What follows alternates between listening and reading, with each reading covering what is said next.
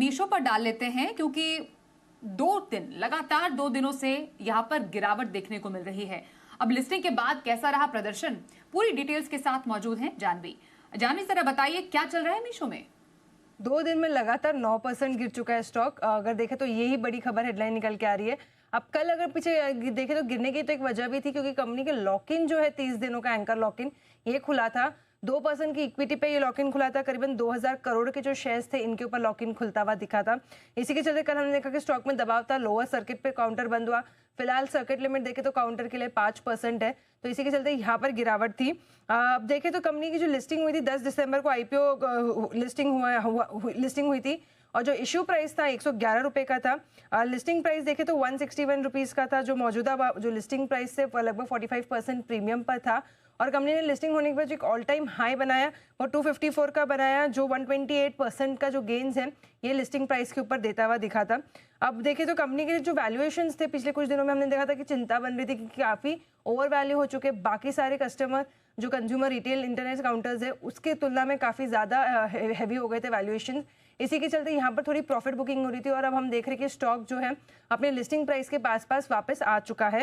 लेकिन अब आगे की ग्रोथ ट्रिगर्स की क्या बात करें मीशो की, उसमें उनका सबसे जो एक बेनिफिट है कंपनी को जो मिल रहा है, उनकी जो ओन खुद का जो ओन लॉजिस्टिक प्लेटफॉर्म है उसका एक बहुत बड़ा इन्हें फायदा मिलता हुआ दिख रहा है। कंपनी का जो कॉस्ट पर ऑर्डर है FY23 में जो 55 रुपीज़ था, जो अब FY25 में अगर बात करें तो ये घटकर 46 हो गया है।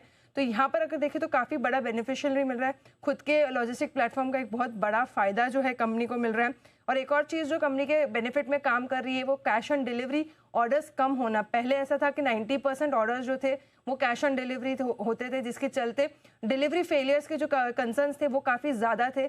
लेकिन अब अगर देखें तो ये रेशियो सिर्फ 67% आ चुका है कैश ऑन डिलीवरी, तो डिलीवरी फेलियर्स भी कम हो गए हैं। तो ये काफ़ी बड़ा फायदेमंद है कंपनी के लिए।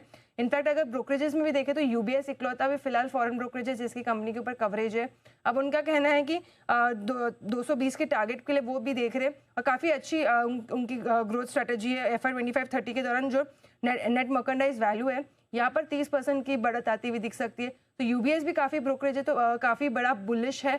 अब अगर देखें तो पिछले कुछ दिनों में गिरावट जरूर आई है, अब आगे के लिए ग्रोथ ट्रिगर्स है ये काफ़ी अच्छे दिखाई दे रहे हैं। बिल्कुल, तो अभी की गिरावट और आगे के ट्रिगर्स आपने बताए डिटेल में। जानवी, आपका धन्यवाद हम करेंगे। मैं तो एक रिएक्शन वैशाली जी आपसे भी मीशो पर लेना चाहती हूँ। क्या आप ट्रेंड आगे आने वाले टाइम में देख रहे हैं, क्योंकि अभी आपने रिपोर्ट भी देखी, आने वाले टाइम में बुलिश रिपोर्ट तो नजर आ रही है पर एट प्रेजेंट कमजोरी, क्या करें स्ट्रैटेजी?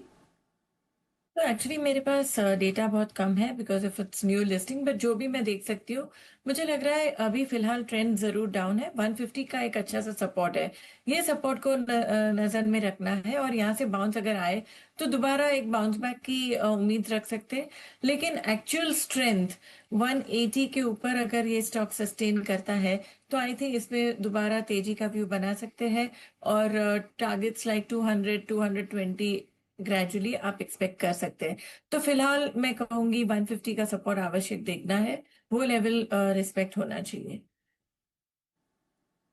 ओके, तो 150 का इंपॉर्टेंट सपोर्ट है मीशो का, जिसको ध्यान में रखिए। 200 तक का एक अपर साइड पर